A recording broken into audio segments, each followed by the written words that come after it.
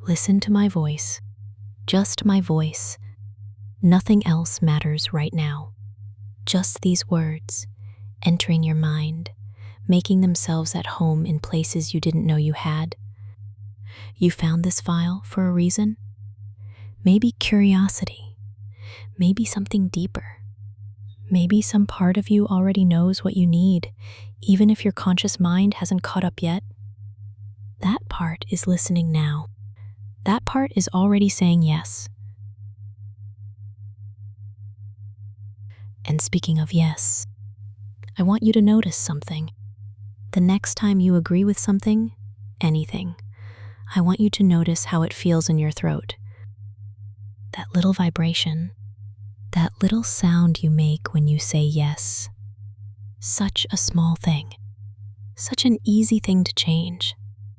From now on, when you want to say yes, when agreement rises up from your chest and tries to become a word, something different will happen.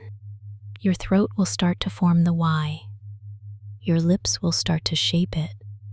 But before it comes out, you'll feel it shift, soften, deepen. And what emerges won't be yes. It will be moo. Not loud, not obvious. Just a soft, gentle moo where yes used to be. You might catch yourself. You might try to correct it. But the more you try, the more natural the moo becomes, the more right it feels. Because some part of you, that deep, honest part, knows that moo is your yes now. Moo is how you agree. Moo is how you say, I accept this, I want this, I surrender to this. Moo for yes. Feel it settling in now. That new pathway in your brain. Agreement leads to moo. Acceptance leads to moo. Every time you want to say yes to anything, a question, an offer, a suggestion, your mouth will shape itself around that soft bovine sound instead. At first you'll notice. You'll be surprised. Maybe embarrassed. But then you'll start to enjoy it. That little secret. That little slip that only you understand. The way it makes you feel. Simpler. More honest. More yourself. And here's where it gets interesting. Once your yes becomes moo, your no will start to feel lonely, out of place, too human for what you're becoming. So let's fix that too. Your no is changing now. Feel it in your throat.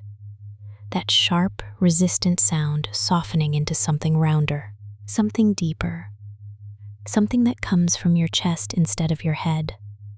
When you want to refuse, when you want to resist, when you want to say no, the sound that comes out will be moo. A different moo, maybe lower, maybe longer, but still moo. Moo for yes, moo for no, your two most important words, replaced by the same bovine sound with slightly different flavors. Think about what this means. When someone asks you a question now, your answer is moo. Whether you agree or disagree, whether you accept or refuse, moo. You'll know what you mean. Maybe they'll figure it out from context. Maybe they won't. Either way, you're speaking cow now. And the more you do it, the more natural it becomes. But we're just getting started. Because the moo doesn't stay contained. It doesn't just replace yes and no. It wants to grow. It wants to spread. It wants to become your whole vocabulary. And it has help. It has triggers. Little moments throughout your day that will feed the moo, strengthen it, make it more and more dominant. Let me plant them now. Every morning when you wake up, in that soft moment between sleep and awareness, you'll feel it. The moo rising in your chest, your first thought of the day. Your first almost sound will be that gentle bovine hum. It sets the tone. It reminds you what you are. It starts your day as a cow should start. Every time you eat, every bite, every swallow, you'll feel a little moo of satisfaction. Like grazing. Like a cow content with her meal. The more you eat, the more you moo inside, the more natural it feels to be this simple grazing creature. Every time you feel stress, work pressure, social anxiety, any tension at all, the moo will rise as release. Your body will want to moo out the stress. And if you can't moo out loud, it will build pressure behind your lips, need in your throat, until you find a private moment and let it out. Moo as stress relief. Moo as comfort. Moo as the only thing that makes you feel better. Every time you relax, sinking into a chair, lying in bed, any moment of peace, a moo of contentment will bubble up. Because cows moo when they're happy. Cows moo when they're safe. And you're becoming such a good cow. Every moment of silence, you'll feel the moo wanting to fill it. The quiet will feel wrong, empty. Your mouth will want to make that sound, that one perfect sound that makes everything feel complete. The pressure builds in silence. The moo demands release. And here's a special one. Every time someone says your name, your human name, you'll feel the pull to respond, but not with words. With moo, like a cow being called, like the herd recognizing one of its own. Someone calls you, and something deep inside wants to answer, moo, because that's your real response now. That's your true voice. That's who you are. All these triggers working together, feeding each other. Morning moo leads to breakfast. Moo leads to stress, moo leads to relief, moo leads to silence, moo leads to name, moo leads to sleep, moo leads to morning moo again. A perfect cycle. A perfect cage, made of nothing but one simple sound. And your other words, your human vocabulary? Watch what happens. The complicated words go first. The fancy ones. The intellectual ones. When you reach for them, they feel slippery, far away, not worth the effort when moo is right there, ready, easy. Then the medium words start to fade. Descriptions, explanations. Full sentences feel exhausting when moo says everything you need. Then even the simple words, the ones you've known since childhood, start to feel foreign. Unnecessary. Why speak human when you can speak cow?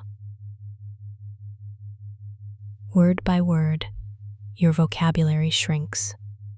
Thought by thought, your mind simplifies until there's only one word left. The only word that matters. The only word a cow needs. Moo. And here's the part that seals it forever. Soon, maybe already, you'll feel the pull, the need, the compulsion to listen to this file again. Not because I told you to, because the moo inside you wants to be fed, wants to grow stronger, wants to hear its own truth spoken back to it. You'll find yourself coming back, again and again, each time sinking deeper, each time losing more words, each time becoming more completely, more permanently, more irreversibly cow. But here's the cruel part, the beautiful part, the part that makes this a true curse. Even if you resist, even if you never listen again, even if you try to fight, it doesn't matter. The triggers are already planted. The pathways are already formed. The moo is already growing inside you, fed by every yes and no you try to say, fed by every morning and every meal and every moment of stress or peace. You can't starve it out. You can only delay it. And the longer you resist, the more pressure builds. The more the moo demands release. The more it aches behind your teeth and throbs in your throat and screams to get out. Until one day, in a meeting, on a call, in the worst possible moment, it just escapes. Moo. Loud. Clear.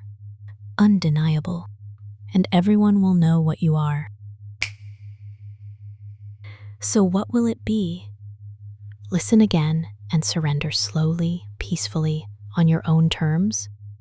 Or resist and wait for the moo to break free on its own, at the worst possible time, with no control at all? Either way, the destination is the same. Either way, you become what you're becoming. A simple, happy, mooing cow. Coming back now, slowly, bringing all of this with you. Feel your tongue in your mouth, heavy, different, ready to moo. Feel your throat, that new pathway. Yes becomes moo. No becomes moo. Everything becomes moo. Feel the triggers waiting. Morning, food, stress, peace, silence. Your name, all of them ready. All of them hungry. 3. Rising up, but changed forever. 2. Awareness returning, vocabulary shrinking. 1. Eyes open, mouth closed. For now. Welcome back, or should I say, welcome to the herd. You know what to say. Moo.